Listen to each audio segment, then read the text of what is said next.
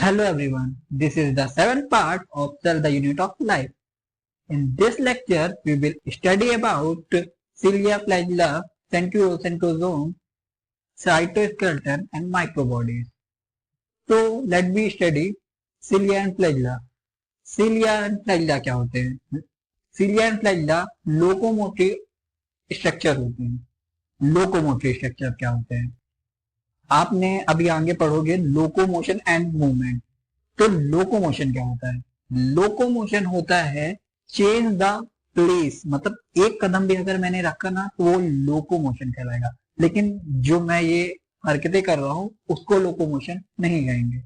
मतलब all the movements are not locomotion but all the locomotion are the movement. एक line है NCERT की जो आप पढ़ोगे, लोकोमोशन एंड मूवमेंट। तो ये जो सीलिया एंड फ्लैजिला होती हैं वो लोकोमोटिव स्ट्रक्चर होती है, मतलब उनको वन प्लेस से अनदर प्लेस चेंज करने की कैपेबिलिटी रहती है। ठीक है। अब सीलिया और फ्लैजिला में क्या डिफरेंस होता है और मतलब कैसे? फ्लैजिला तो आप पढ़े ही होंगे, प्रोकैरियोटिक सेल में फ्लैजिला तो बताया ही मैं कि फ्लैजिला वो होती है लॉन्ग इन साइज। पहले उनका डिफरेंस बता देता हूँ, एक सीलिया का और फ्लैजिला का। सीलिया क्या होते हैं? साइज में बहुत छोटे छोटे होते हैं, बहुत छोटे छोटे। और क्या रहते हैं? पैरामीशियम आपने देखा होगा, स्लीपर लाइफ होता है, उसी में वो प्रेजेंट होते हैं। मतलब बहुत छोटे छोटे, तो बहुत छोटे छोटे छोटे, देखिए इतने छोटे छोटे पार्ट होते हैं और वो नंबर में बहुत ज्यादा होते हैं, नंबर में। और जब वो चलते हैं ना तो ओल लाइक मूवमेंट होती है। ओल लाइक कभी आपने देखा होगा, जो मतलब बोट होती है उसमें जो चाबुक चलाते हैं ना, उस टाइप मूवमेंट होती है उसमें। लेकिन वही फ्लैजिला, फ्लैजिला क्या होते हैं? साइज में बहुत लंबे होते हैं ना, नंबर में कम होते हैं, नंबर में कम होते हैं।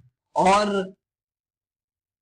प्रोकैरियोटिक और यूकैरियोटिक दोनों में पाए जाते हैं, प्रोकैरियोटिक और यूकैरियोटिक। प्रोकैरियोटिक में जो उनकी प्रोटीन होती है फ्लैजिलिन प्रोटीन होती है, लेकिन यूकैरियोटिक में उनकी ट्यूबुलिन प्रोटीन होती है, प्रेजेंट होती है। और फ्लैजिला का तो मैंने स्ट्रक्चर बताया था कि मतलब ये सेल मेम्ब्रेन से एक्सटेंशन ऑफ सेल मेम्ब्रेन होता है। और ये देखो, ये सेल वॉल प्रेजेंट है, ये बेसल पार्ट इसका हो गया, ये फिलामेंट इसको बोलते हैं, और ये सेल मेम्ब्रेन की एक्सटेंशन होती है।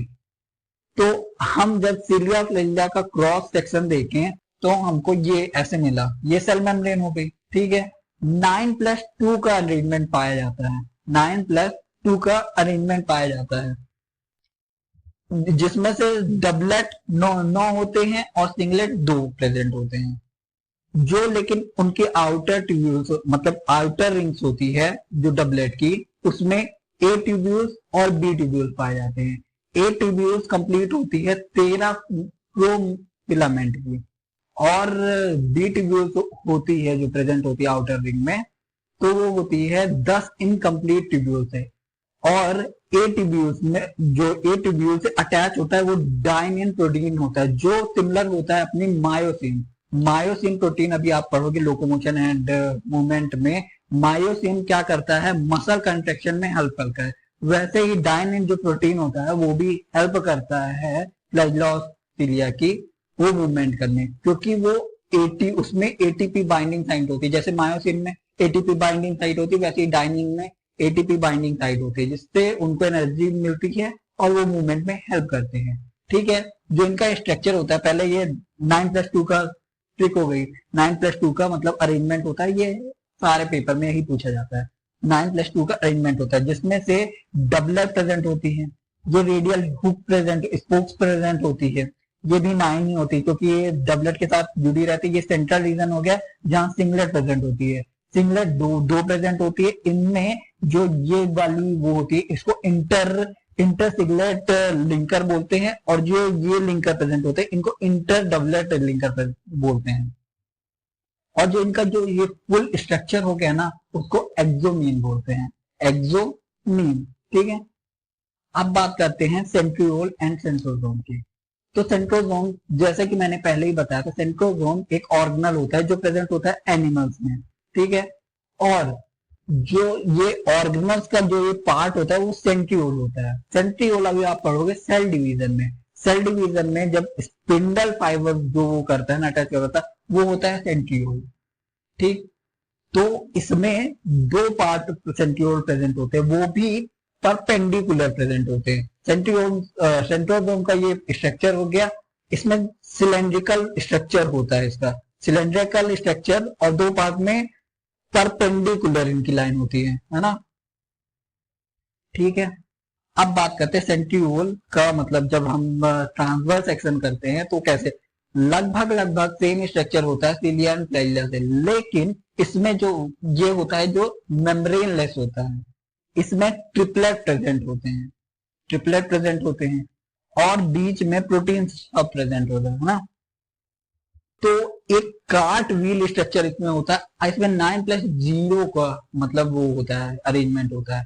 9+, ये पूरी 9 हो गई है ना, लेकिन इसमें ट्रिपलेट प्रेजेंट होते हैं, ये फिर अटैच हो जाते हैं प्रोटीन हब से, है ना। और रेडियल स्पोक भी इसमें 9 होती है, जैसे इसमें रेडियल स्पोक 9 हो गई, क्योंकि इसमें जो स्ट्रक्चर है वो 9 का बना रहा है ना।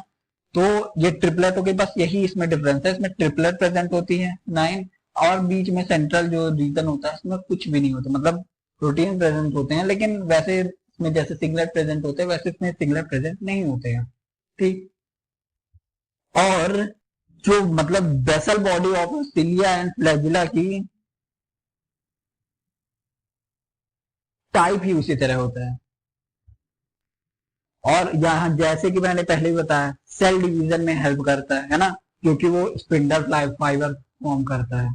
अब बात करते हैं साइटोस्केलेटन की। साइटो का मतलब क्या होता है, साइटो का मतलब सेल होता है, स्केलेटन का मतलब क्या होता है, जो हम लोग के स्केलेटन अंदर प्रेजेंट होते हैं वो क्या काम करते हैं, फ्रेम लाइक वर्क करते हैं, क्योंकि अगर स्केलेटन नहीं होगा अपनी बॉडी में तो हम लोग का बॉडी का कोई स्ट्रक्चर का मतलब ही नहीं होगा, है ना। तो साइटोस्केलेटन क्या होते हैं, एक प्रोटीन के बने हुए बहुत सारे मतलब मैस लाइक एकदम प्रोटीन उसमें प्रेजेंट होता है ना, तो वो स्ट्रक्चर प्रोवाइड करते हैं। और अब भी आगे जाके आप एपोटोसिस पढ़ोगे तो उसमें जब डिग्रेड चीजें होती है ना, तो सबसे पहले साइटोस्केलेटन ही डिग्रेड किया जाता है, जिससे उनका स्ट्रक्चर खराब हो जाता है ना। एपोटोसिस में जो डिग्रेड, जब प्रोटीन डिग्रेड करता है ना, तो सबसे पहले अगर एपोटोसिस क्या होता है, एक प्रोग्राम होता है जिसमें सेल डेथ की मतलब परफॉर्मेंस पूरी तरीके से होता है। तो उसमें जब हम करते हैं ना तो साइटोस्केलेटन को डिग्रेड करते हैं, वो एंजाइम से डिग्रेड करते हैं, कैप्सेस से डिग्रेड करते हैं, है ना। तो साइटोस्केलेटन क्या करता है, ढांचा क्रिएट करता है ना, सेल मेम्ब्रेन के ऐसे ही प्रेजेंट होता है, और पूरे हार को मतलब स्ट्रक्चर प्रोवाइड करता है पूरी तरीके से। ठीक है, ये ओरिजिनल होता है ना, जैसे कि मैंने बताया, स्टेबिलिटी प्रोवाइड करता है। ये जो होता है ना वो तीन टाइप का होता है, तीन टाइप का होता है, microfilament, microtubules and intermediate filament. ठीक है, जिसमें से माइक्रोफिलामेंट सबसे छोटा होता है, 6 से लेकर 7 नैनोमीटर का होता है। इंटरमीडिएट जो बीच में प्रेजेंट होता है माइक्रोफिलामेंट और माइक्रोट्यूब्यूल्स के, है ना, माइक्रोफिलामेंट और माइक्रोट्यूब्यूल्स के प्रेजेंट होता है बीच में, और वो होता है 8 से लेकर 10 नैनोमीटर का। और माइक्रोट्यूब्यूल्स उसमें ट्यूबुलिन प्रोटीन प्रेजेंट होते हैं, वो होता है 25 नैनोमीटर का, है ना। और ये सिलिया और फ्लैजिला की मोटिबिलिटी में भी हेल्प करता है। और माइक्रोफिलामेंट जिसमें होता है एक्टिन फिलामेंट प्रेजेंट होता है। एक्टिन फिलामेंट अभी नाम सुनोगे आप, लोकोमोशन, ये चैप्टर बहुत रिलेट करता है लोकोमोशन एंड मूवमेंट वाले चैप्टर से, है ना। तो उसमें एक्टिन फिलामेंट प्रेजेंट होते हैं। इसका सबसे स्मॉलेस्ट, जैसे कि मैंने बताया, 6 से 7 नैनोमीटर होता है, तो सबसे स्मॉलेस्ट नैनोमीटर होता है। और इंटरमीडिएट जो इनके बीचों बीच प्रेजेंट होता है। अब बात करते हैं माइक्रो बॉडीज की। माइक्रो बॉडीज क्या होता है, माइक्रो का मतलब होता है स्मॉल, और बॉडी का मतलब इसमें जनरली पर ऑक्सीजोम आता है। पर ऑक्सीजोम क्या करता है, डिटॉक्सिफिकेशन करता है चीजों का, है ना, उसमें एंजाइम्स प्रेजेंट होते हैं। ठीक है, और हो गया, थैंक यू।